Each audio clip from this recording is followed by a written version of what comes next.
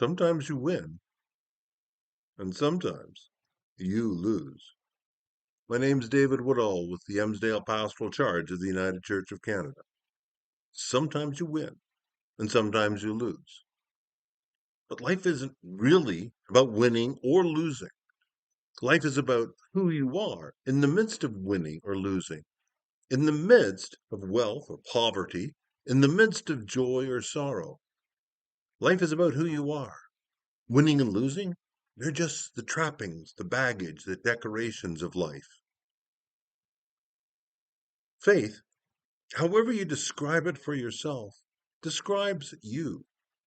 If you deny any spiritual connection, any love, any compassion, any sense of wonder, any desire for peace and justice, then you're denying yourself.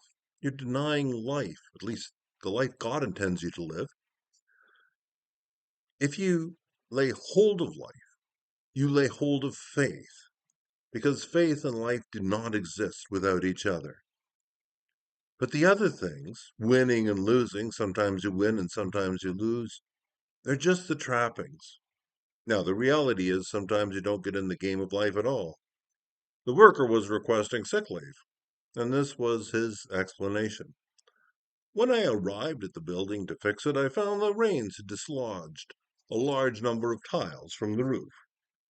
So I rigged up a beam with a pulley at the top of the building and hoisted up a couple of barrels full of tile.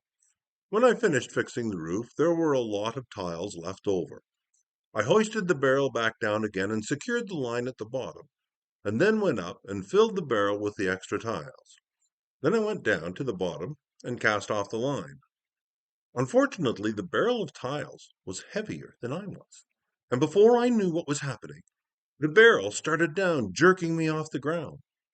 I decided to hang on, and halfway up, I met the barrel coming down and received a severe blow on the shoulder. I then continued to the top, banging my head against the beam and getting my fingers mangled in the pulley. When the barrel hit the ground, it burst its bottom, allowing all the tiles to spill out. I was now heavier than the barrel, and I started down again at high speed. Halfway down, I met the barrel coming up and received severe injuries to my shin.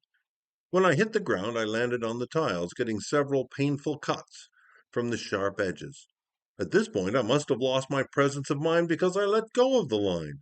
The barrel then came down, giving me another heavy blow on the head and putting me in the hospital. I respectfully request sick leave. And sometimes you win, sometimes you lose, and sometimes you don't get in the game at all. But guess what? It really doesn't matter because winning, losing, even arriving at the game is not what life is all about. Well, you'd never know that, of course, by looking at us. We worry about everything. Is there enough milk for breakfast? Will you notice the spot on my clothes? Did I say the right thing or are you offended? Will the car start this morning? I wonder what you'll think of me if I wear this jacket. Will the test come back and tell me I have cancer? You know, all those things we worry about. And some of them are terribly important. Too often, we let our worries, our concerns about whether we are winning or losing in life, we let these things mold and shape us. We spend so much time worrying about these things that may or may not happen that we give our whole life over to these worries.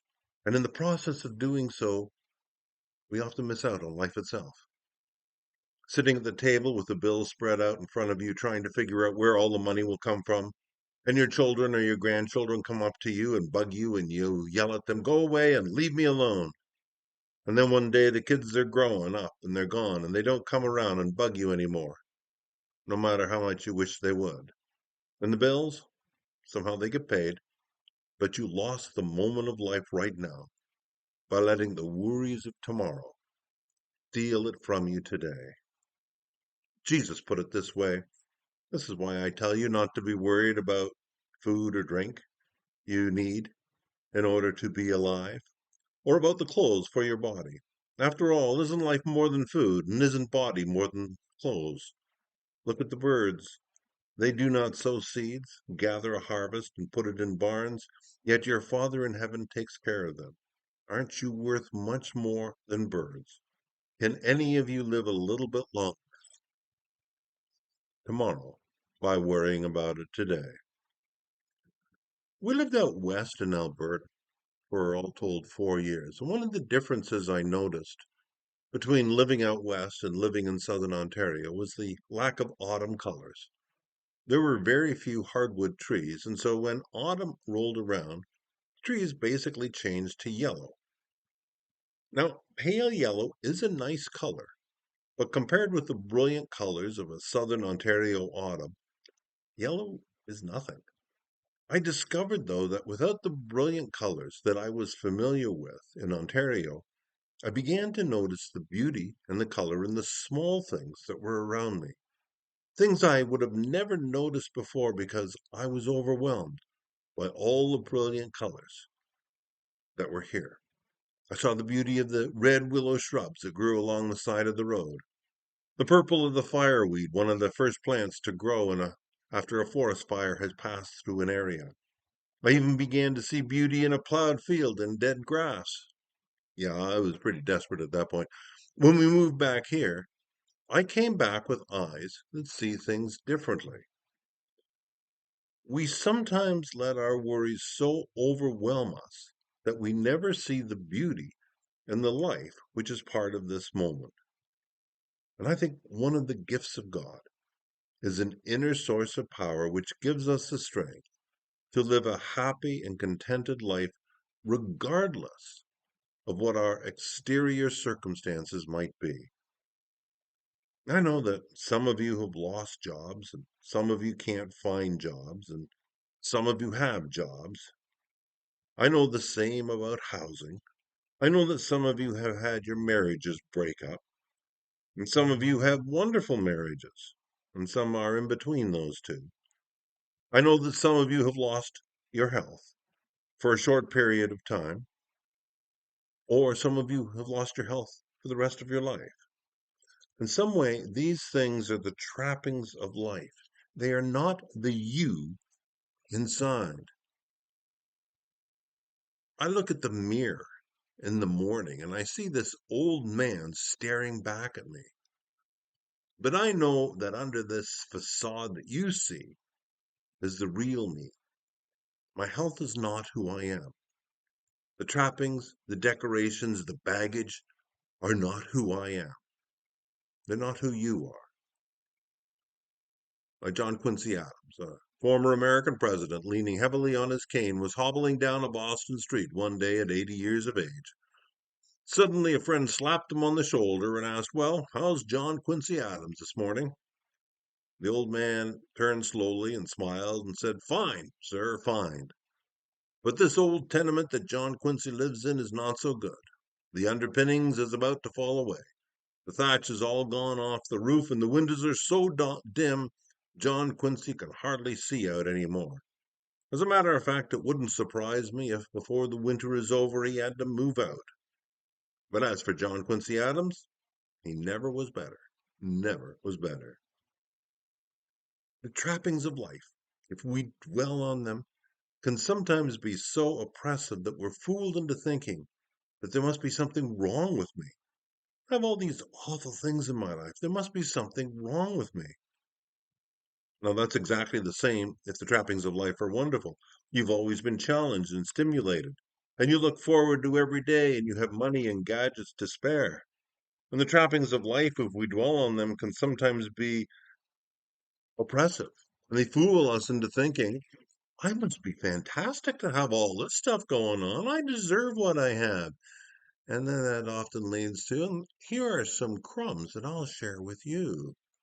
Too bad you're not fantastic like me."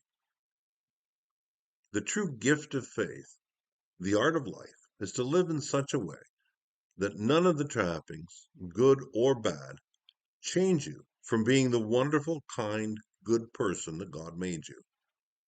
You can be the kind of person who touches something and makes it come to life. You can take a dream and make it reality. You can bring hope to someone who has no hope left. You can bring light into a room full of darkness and drive the darkness out. You can do any of these things when you move past the trappings of life and move into the heart of life. So don't start worrying, where will my food come from, or my drink, or my clothes? Your Father in heaven knows that you need all these things. Instead, be concerned about life and your neighbors and those who hunger and thirst. Be concerned about living as God's people with justice, hope, kindness, and courage in these days in which we live. Let today be sufficient for you. Tomorrow will come with everything that tomorrow brings. But also know that there's a day after tomorrow which is yours as well. And none of the trappings of life today will stop you from living in that tomorrow. God bless us all. Amen.